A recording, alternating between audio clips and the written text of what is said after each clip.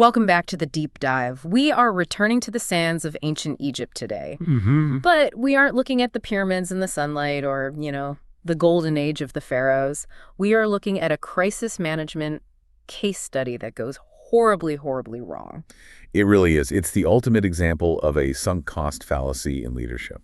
We are back in the narrative of the biblical plagues. Specifically, we're looking at the middle section plagues, 5, 6, and 7. Right. And the mission for this deep dive is to look past the special effects. We want to track the escalation. Exactly. Because when you read the source text closely, you realize we aren't just checking off a list of disasters. We're watching a systematic dismantling of a superpower. That's a great way to put it. The early plagues, the frogs, the lice, those were, well, they were nuisances. Gross, for sure. Yeah, they made life uncomfortable.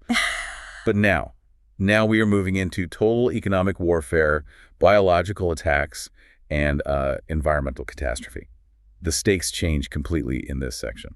And the details are wild. I was reading through the source material, and we have notes here on, veterinary science, specific agricultural cycles, and the psychology of a dictator under siege. It's all in there. So let's jump in.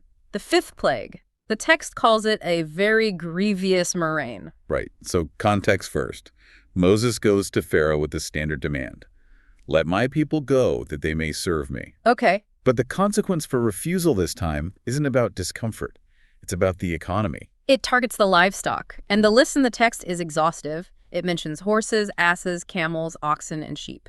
And that's key. Basically, if it has 4 legs and lives in a field, it's a target. Exactly. But pause on that list for a second. In the ancient world, that isn't just animals. Right. That is the energy grid and the transportation sector combined. Horses and camels.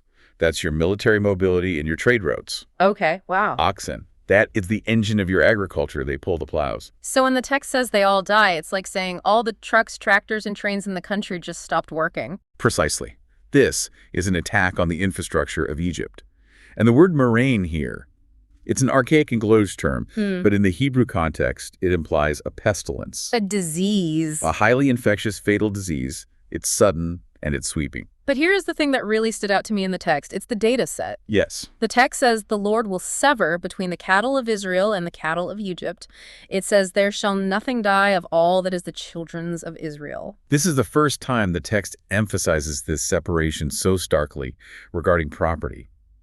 In previous plagues, the distinction was about, physical location flies in the palace, but not in Goshen. Right. Here, it's asset protection. You have the land of Goshen, the Israelite ghetto, essentially operating as a completely protected zone. And Pharaoh actually fact-checks this. This is the detail I love. He does. He doesn't just take Moses' word for it. The text says Pharaoh sent messengers to check. He launches an investigation. Which makes sense. If you're the CEO of Egypt and your entire stock market just crashed to zero, all your assets are dead in the field, you need to know if the competition is suffering too. He sends scouts to Goshen. Yep. And the report comes back.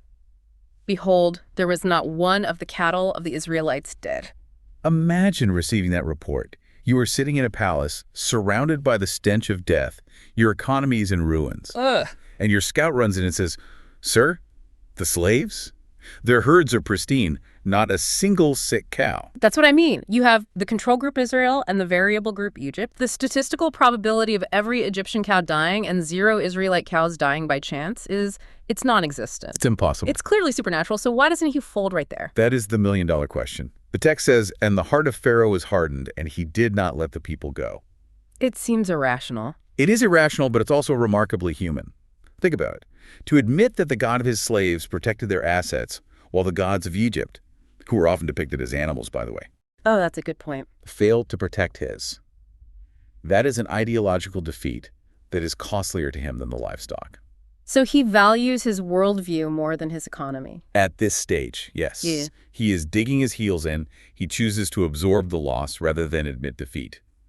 He's looking at the data, and he's choosing to ignore it because the implication is just too painful to accept. Which leads us directly to the 6th plague. And the vibe changes here completely. There's no warning this time, right? No warning, no meeting at the riverbank, no "let my people go." Just action. The text describes a ritual. The Lord tells Moses and Aaron to take handfuls of ashes of the furnace, and Moses has to sprinkle it toward heaven, right in front of Pharaoh. Right in his face. What is the significance of the furnace here? Is that just a random source of ash? No, I don't think it's random at all. Most scholars agree the furnace, or the kiln, was the symbol of the Israelites' oppression. The bricks. It's where they baked the bricks for Pharaoh's building projects. It's the symbol of their slavery, their sweat, and their misery. Oh, wow. So he's taking the byproduct of their suffering, the ash from the slave kilns, and weaponizing it against the masters. Exactly. It's a poetic reversal. The tool of oppression becomes the instrument of punishment. Moses throws it into the air, and the text says it becomes small dust over all the land. And the result is biological. It causes a boil breaking forth with blains upon man and upon beast. Now, I have to ask, blains? It's an old word for inflammatory blisters or pustules. We are talking about painful, erupting sores on the skin. It's visceral. So we've gone from attacking the cows to attacking the physical bodies of the population. It's an escalation from economic warfare to biological warfare. And there's a specific target mentioned here that we haven't seen in a while. Oh. The magicians. The experts of Egypt. Right. They were trying to replicate the plagues earlier on with the snakes in the water. They're the ones saying, oh, we can do that too. Exactly. They were the state-sponsored theologians and scientists. They were the ones keeping Pharaoh's confidence up, assuring him that this was just magic he could control. But not this time. Not this time. Look at what the text says here. It says, the magicians could not stand before Moses because of the boils. For the boil was upon the magicians and upon all the Egyptians. They are physically incapacitated. They can't even stand up to do their job. Wow. This is the narrative moment where Egypt's spiritual defense completely collapses. Yeah. They aren't just beaten, they are infected. They are humiliated. It's a total neutralization, but then we hit a kind of a theological speed bump. In the previous plagues, the text usually says, Pharaoh hardened his heart. But here it changes. It says, and the Lord hardened the heart of Pharaoh. You caught that. That is a massive shift in the phrasing. It sounds unfair, though, doesn't it? If God is the one hardening his heart now, does Pharaoh even have a choice anymore? It feels like the game is rigged. That is one of the oldest debates in theology. But if we stick strictly to the narrative flow we have here, it looks like a judicial hardening. Pharaoh hardened his own heart 5 times in a row. He established a pattern. He insisted on his way. So he conditioned himself. Right. He greased the groove of stubbornness. And now the narrative suggests he's locked in. It's like the opportunity to turn back has evaporated. The text implies that he is now being kept on this path to serve a different purpose. He wanted to be immovable, so now he is made immovable. Which is a terrifying thought. You cross a line and suddenly you're just a pawn in the game. And that setup makes the 7th plague, the hail, so dramatic. Because before the storm hits, we get the longest speech from the divine to Pharaoh in the entire book so far. It's a monologue. God tells Pharaoh, essentially, look, I could have wiped you out with pestilence by now. You'd be cut off from the earth. The message is, you aren't alive because you're strong. You're alive because I'm letting you live. The text says, for this cause have I raised thee up, for to show in thee my power. Talk about an ego check. You think you're the God King, the ruler of the Nile, but you're actually just a demonstration model. A prop. A backdrop for a display of power that will be talked about for thousands of years. And then comes the threat. The 7th plague. Very grievous hail, such as has not been in Egypt since the foundation thereof. Now, Egypt is a desert nation. Do they even get hail? Rarely. And certainly not like this. This is weather modification on a catastrophic scale. Right. But here is the twist. For the first time in this entire saga, the Egyptians are given a loophole. Yes. This surprised me. The warning comes with instructions. It says, send therefore now and gather thy cattle and all that thou hast in the field. It's a shelter-in-place order. God says essentially, I'm going to destroy everything in the open. If you bring your animals inside, they live. If you leave them out, they die. This changes the dynamic completely. Up until now, the Egyptians were just passive victims of Pharaoh's bad decisions, but now they have individual agency. They could choose. And that choice fractures Egyptian society. The text tells us there were 2 camps inside Pharaoh's own administration. Inside his own court, yeah. It says, he that feared the word of the Lord among the servants of Pharaoh made his servants and his cattle flee into the houses. And those who regarded not the word of the Lord left them in the field. So we are seeing a split. Pharaoh is still stubborn, but his own cabinet is starting to break ranks. They are realizing that when Moses speaks, reality follows. They're prioritizing survival over the state narrative. Yeah. It's the beginning of the internal collapse. The people are realizing they can't rely on Pharaoh for protection. To survive, they have to listen to the warning of the opposing deity. That is a massive political shift. And then the sky opens up. And the description here is, it's cinematic. Moses stretches forth his rod, and we get thunder, hail, and this is the crazy part, fire mingled with the hail. Fire and ice together. It describes the fire running along the ground. It sounds like an electrical storm on steroids. Yeah. It implies a paradox nature behaving in a way that shouldn't be physically possible. Right. And the destruction is total. It says it smote throughout all the land of Egypt, all that was in the field, both man and beast. And it brake every tree of the field. Except, of course, in Goshen. Right, Goshen is clear. But I want to deep dive into the agricultural report here, because the text gives us this very specific damage assessment that almost feels like a crop insurance adjuster wrote it. Yes, this is one of those details that grounds the story in reality. It's not just a generic, everything died. It mentions 4 specific crops: flax, barley, wheat, and rye. Okay, so let's look at the winners and losers here. The text says the flax and the barley were smitten, destroyed. Why them? Because of their growth cycle. The text says the barley was in the ear and the flax was bold. Can you translate that for those of us who aren't ancient farmers? What does bold mean? Sure. In the ear means the barley was ripe, ready for harvest. Bold means the flax was in the bud, stage forming the seed pod. Okay. This places the event specifically in early spring, likely around February or March, in the Egyptian agricultural calendar. These crops were standing tall, stiff, and fragile. So when the hail hits. They snap. Okay, so barley and flax are gone. Why does that matter? Think about the economy. Flax is the raw material for linen. That's the clothing industry. That's the export market. Egyptians wore linen exclusively. And the barley. Barley is the staple food for the common people. It's used for bread and specifically for beer, which was a huge part of the Egyptian diet and calorie intake. So you've just wiped out the clothing industry and the basic food supply for the working class. Exactly. But the text says the wheat and the rye were not smitten. Because they were not grown up. Right. They're late crops. They were likely just little shoots close to the ground, soft and flexible.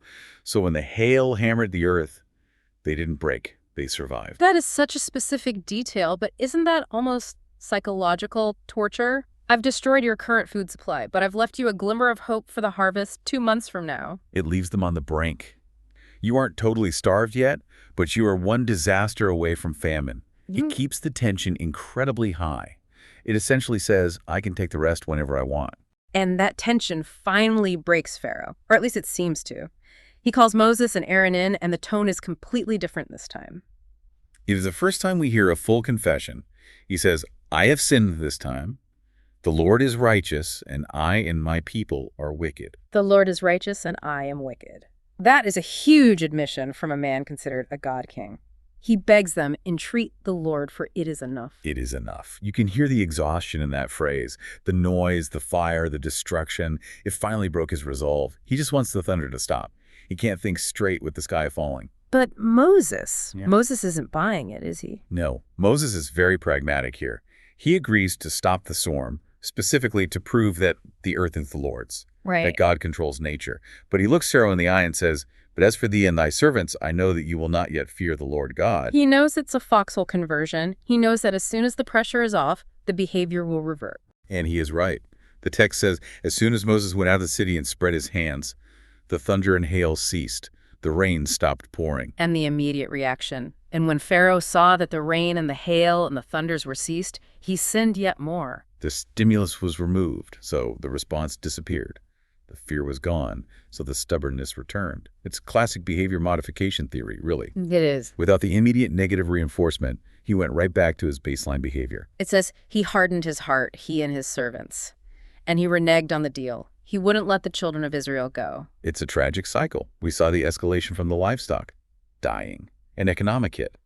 Then the physical pain of the boils, a biological hit. Then the terror of the storm, an environmental catastrophe. And each time, the stakes get higher. Each time, the distinction between the protected Israelites and the exposed Egyptians becomes clearer, and yet the leadership refuses to adapt. It really makes you think about the nature of evidence.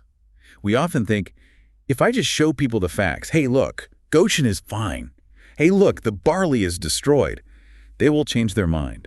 Yeah. But this narrative suggests that facts aren't always enough to penetrate a hardened worldview. Pharaoh had all the data. He had the scouts' reports. He had the physical boils on his own skin. He had everything he needed. But the narrative he had built of his own supremacy, of his own right to rule, was stronger than the reality crumbling around him. It's cognitive dissonance on a national scale.